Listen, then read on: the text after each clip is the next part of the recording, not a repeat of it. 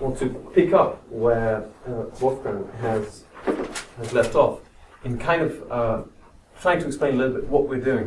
What we are doing is trying to create a framework, a terminological framework that allows us to have law talk to accounting and to macroeconomics. Because what we have found was that these different disciplines have disciplined scholars in it that use terms that sometimes they are the same terms but have different meaning, and very often they use different terms for actually the same meaning.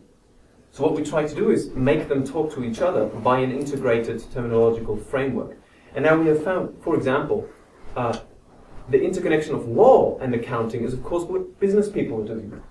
They don't care about the macroeconomy. They care about the microeconomy. They care about their own business interests, and they use accounting and law to do so. There are, of course, some theories, as for example, the stock flow consistent models. They use accounting and macroeconomics, but they're missing entirely what Gunnar Heinsohn did for us today. They are completely missing the legal side. So, what I want to try to present to you today is a little bit more detail to the accounting of this whole framework than you have seen so far, because Wolfgang primarily talked about law and accounting, and was almost entirely omitting the macroeconomic side of it. And we will have to omit that as well and go into more detail into accounting. So the title of our paper is "Why Assets Are Not Things," why buying is not paying, and why a new macroeconomic paradigm needs to add both of these microeconomic insights. Because that's eventually the aim, to be able to have a microeconomically funded macroeconomic theory. That's the attempts to do here. So Wolfgang and Gunnar Heinsohn, they talked a lot about why assets are not things. We have heard a lot of that. What I want to focus on here is why buying is not always paying. But buying is paying, right? In our everyday intuition, buying is paying. Because when we do what is called a cash purchasing transaction, we go into the supermarket, we take groceries, and we pay by a so-called credit means of payment, by our debit card, for example, what we are getting is, we're getting the groceries and we're paying right there. So buying is paying, in a sense, in our everyday intuition. I want to show you quickly, by means of balance sheets, how that looks like. Please meet Alice and Bob. We could as well use Gunnar Heinsohn and Thomas Weiss. Will make a difference here. But just in this example, let's say Alice holds the property rights to 3 gold coins, Bob holds the property rights to 1 barrel of red wine, and they want to make a deal on that, and they actually do, and so they just swap property rights. Okay, so the 3 gold coins go from Alice to Bob. They are now in his asset side, and Alice now holds the title to the barrel of red wine that is valued at 3 gold coins. So buying is paying for these kinds of transactions, and for most small businesses and private persons it is as well. Because of these types of transactions we can keep track of by what is called cash accounting. So just by a show of hands quickly, who of you owns a business? 1, 2, 3, rather small number. And who of you actually who of you do the accounting for your businesses? 1, 2, and who of you does cash accounting? 1, 2, and who uses accrual accounting? None. Nobody. None of us use accrual accounting, which is the type of accounting that is used by big corporations. So for small businesses and private persons, buying is paying, but buying is not paying for what is called credit purchases. And this is not minuscule. It is minuscule in the terms of the number of corporations that do that, maybe, because all the private persons and all the small businesses are doing cash accounting. But business is not, buying is not paying within credit purchases as the big companies do. They're, of course, within this realm of buying is not paying, meaning credit purchases. You could have a asset that settles, right? So property rights that settle the payment, or credit means of payment. That is a different distinction there. So please again, meet Alice and Bob, who are involved what is called a creditor-debtor relationship, which you can split up into a claim and an obligation. So please bear in mind, this is the same kind of with the same relationship, but it has a claim side and it has an obligation side. A contract are two creditor-debtor relationships. Every contract that is made anew, that's the consensus principle, creates two creditor-debtor relationships. And if you have to keep track of those, to not kind of get confused about them, what people do is they use balance sheets or double entry bookkeeping to do so. So you've seen the barter transaction or the cash purchase transaction. We didn't use the obligation side at all. It was not needed. We used the asset side only. So within cash accounting, you wouldn't even need double entry bookkeeping within the cash accounting principle. And so this is a creditor-debtor relationship that is being kept track of in the balance sheet. The obligation side here on Alice's obligations side balance sheet, and the claims are kept track of by Bob on his claim side. And of course the other creditor-debtor relationship of the contract is kept track of the other way around. So buying is not paying in the case where Alice buys something from Bob and pays him later. She does not necessarily need to pay him right there, but she could pay him later if Bob accepts that.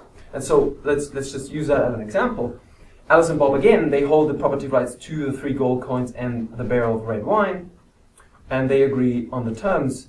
And so what they create is, by contract, 2 creditor-debtor relationship. One creditor-debtor relationship is about the property right. That's about the barrel. So Bob has to deliver the barrel today. That's what the contract says. And Alice has to pay within 30 days.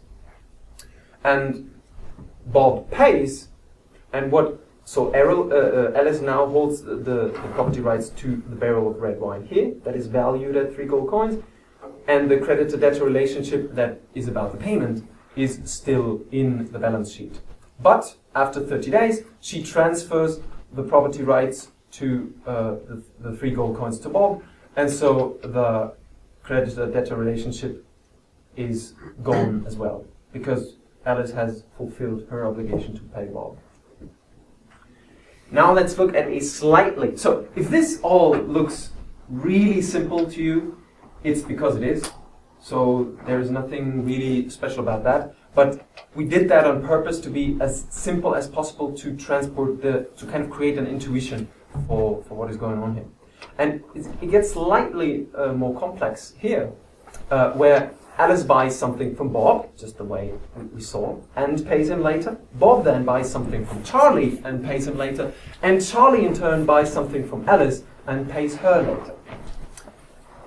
So the payments after that will happen by what is called an assignment of a claim and by offsetting of claims. So let's jump right in here. Please meet Alice, Bob, and Charlie now. They hold property rights to wheat, wine, and meat, valued at $3 each. That's just an arbitrary money of account there. And so when Alice buys wine from Bob, and Bob actually already delivered the property right to wine, then the claims and obligations, the creditor-debtor relationship stays within the balance sheet. And while these claims, while the claim and obligation pair or the creditor-debtor relationship remains open, Bob and Charlie are getting into contract, and Charlie he himself delivers meat to Bob, and the claims and obligations just are put in there. So Bob now has to pay Charlie, so Charlie has a claim against Bob, and he keeps track of it by double entry bookkeeping. And then the third purchase transaction is that Charlie buys from Alice, and so the claim is that Alice has a claim on Charlie because she already delivered the wheat, the property rights to wheat, to Charlie. So now to payment. Just we will look at Charlie here using the claim he holds against Bob to pay Alice. He does what is called an assignment of a claim.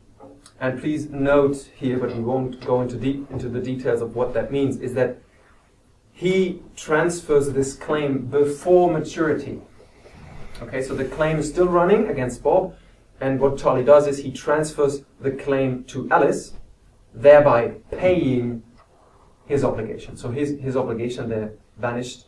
Here it is. This is the obligation that corresponds to that claim against him. And by transferring the claim that he has against Bob to Alice, his obligation vanishes.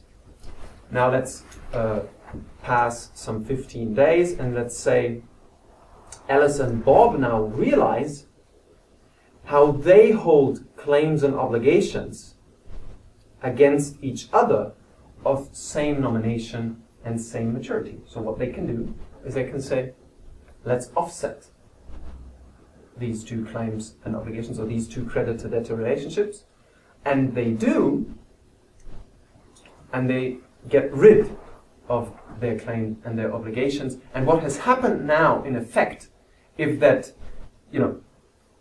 we could have set up this as a barter transaction, so people could have bartered their property rights to things, but they didn't have to because there was credit involved now, credit purchasing.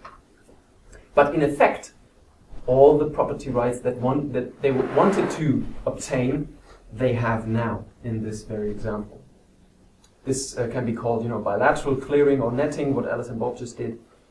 Those are technical terms. So the thing is, claims can be sold before they mature. Claims, in a sense, become therefore commodities. They do not become things, but they become they act sort of like commodities. They can be sold before maturity, and we maintain that this plays a role in what is then called interest, because when I sell the claim before maturity, the guy I want to pay with that, he has to accept that payment. And if I do not accept the discount he demands, he probably might as well just say, no, pay me in specie, please. I do not accept your claim. So this plays a role in interest theory, I believe, which we could probably hopefully integrate with the theory we have been presented this afternoon. Financial markets, therefore, evolve as, there is this differentiation that has been made of credit markets and money markets, even in institutional terms, that they are the one is being taught at finance schools and the other is being taught at economic schools. Both of them, I believe, have something in common, and both of them are claims markets. And if we look at history, which is something that we do, and you haven't seen us doing so far, but please keep that in mind. The medieval fairs, they were meetings for multilateral clearing. So what Alice and Bob just did, clearing their claims and obligations, this is where banking basically comes from. Because if people are trying to sell claims, so if you want to have a claims market, you need dealers, or dealers might find it profitable to create these claims markets in the first place. So banks develop as claims dealers and as clearing houses. As the merchants realize when they are on those medieval fairs that this is a profitable business. Accrual accounting, therefore, is totally essential to understand what is going on here. And it is something that we do not do as practitioners, because we don't need to. But be sure that the big corporations do accrual accounting. And of course, the necessity for accrual accounting, see, if you try to keep track of these creditor-debtor relationships, you have to come up with a system that you don't kind of intermingle all your bookkeeping. So people like Luca Pacioli, they came up with what we call today double entry bookkeeping. So there's a reason why this was developed. It surely didn't develop out of the needs from cash accounting. It's just you don't need double entry bookkeeping for that. So what's the point? Since buying is not paying for everybody, specifically not for banks and other large corporations, we need to look at property rights and at claims, as opposed to looking at property only. In a sense, thinking of the whole asset side of the balance sheet as property, not making the distinction.